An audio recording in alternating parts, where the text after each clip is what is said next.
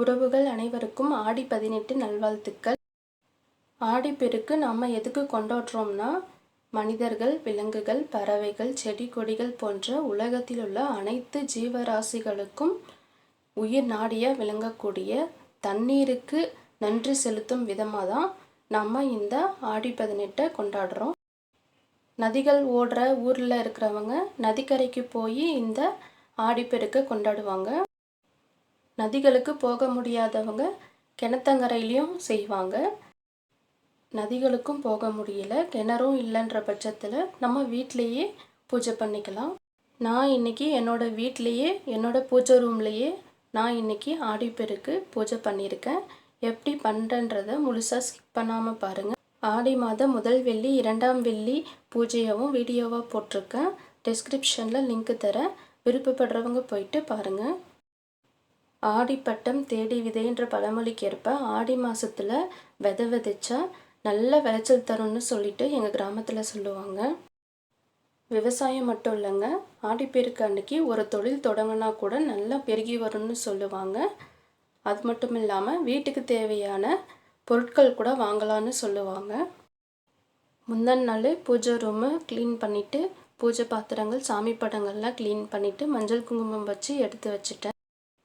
ஆடி 18 அன்னைக்கு சாமி படங்களுக்கெல்லாம் பூ வச்சுட்டு பூஜை ரூமில் ஒரு மனை வச்சு அந்த மனைக்கு மேலே ஒரு தட்டு வச்சுட்டு தட்டில் ஒரு வெங்கல சொம்பு வச்சு சொம்புக்கு பூ வச்சு விட்டுட்டேன். காவேரி தாயை மனசில் நினச்சிட்டு சொம்பில் சுத்தமான தண்ணீர் நிரப்பி அதில் மஞ்சள் பூ போட்டு விட்டுட்டேன். எனக்கு பூஜை ரூமில் கோலம் போடுறது ரொம்ப பிடிக்கும். எப்போ பூஜை பண்ணாலுமே பூஜை ரூமில் சின்னதாக ஒரு கோலம் போட்டு விட்டுருவேன். இன்றைக்கும் சின்னதாக ஒரு தமிழ் கோலம் தான் போட்டு விட்டுருக்கேன்.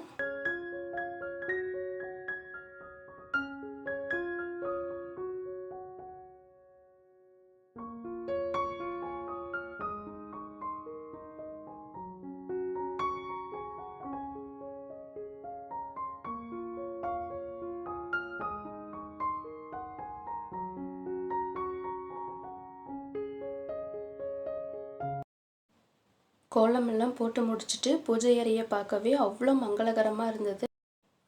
பூஜைக்கெல்லாம் ரெடி பண்ணிவிட்டு சாமி பிரசாதத்துக்கு இன்றைக்கி ரவா பாயாசமும் 3 வகையான கலவை சாதம் தான் ரெடி பண்ண போகிறேன்.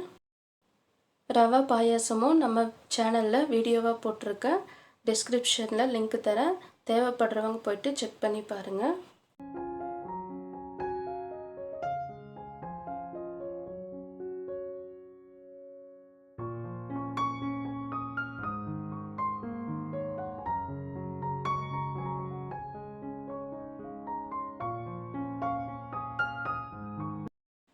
பிரசாதமெல்லாம் ரெடி பண்ணி முடிச்சாச்சு. இப்போது பூஜை அறையில் நான் இன்றைக்கி கல் உப்பும் மஞ்சளும் வாங்கியிருக்கேன். அதை பூஜை ரூமில் வச்சுட்டு அப்புறமா வளையல், தாலி கயிறு, மஞ்சள் குங்குமம், வெத்தலைப்பாக்கு வச்சு ஒரு தட்டில் எடுத்து வச்சுட்டேன்.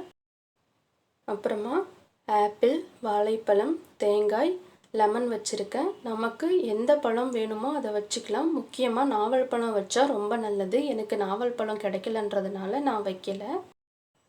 பிரசாதத்துக்கு ரெடி பண்ண ரவா பாயாசம், புளியோதரை, லெமன் சாதம், தக்காளி சாதம், 3 வகையான கலவை சாதங்களையும் சாமிக்கிட்ட வச்சுட்டு விளக்கு ஏற்றியாச்சு. நான் எப்போவுமே பூஜையை சாயந்தரத்தில் தான் செய்வேன். காலையில் என்னால் செய்ய முடியறதில்ல. ஏன்னா ஹஸ்பண்ட் வேலைக்கு போயிடுவாங்க, பசங்க ஸ்கூலுக்கு போயிடுவாங்க. அந்த டைமில் நான் மட்டும் தனியாக என்னால் பூஜை பண்ண முடியறதில்ல. எல்லோரும் வீட்டுக்கு வந்த அப்புறம் சாயந்தரத்தில் தான் பூஜை பண்ணுவேன்.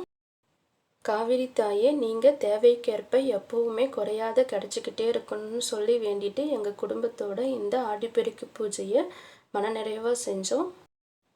எங்கள் வீட்டு ஆடிப்பெருக்கு பூஜை எப்படி இருந்ததுன்றதையும், உங்கள் வீட்டில் எந்த மாதிரி ஆடிப்பெருக்கு பூஜையை செஞ்சீங்கன்றதையும் கமெண்ட்டில் சொல்லுங்கள். வீடியோ பிடிச்சிருந்தா லைக் பண்ணுங்கள், சப்ஸ்கிரைப் பண்ணுங்கள் மற்றும் சப்போர்ட் பண்ணுங்கள். நன்றி.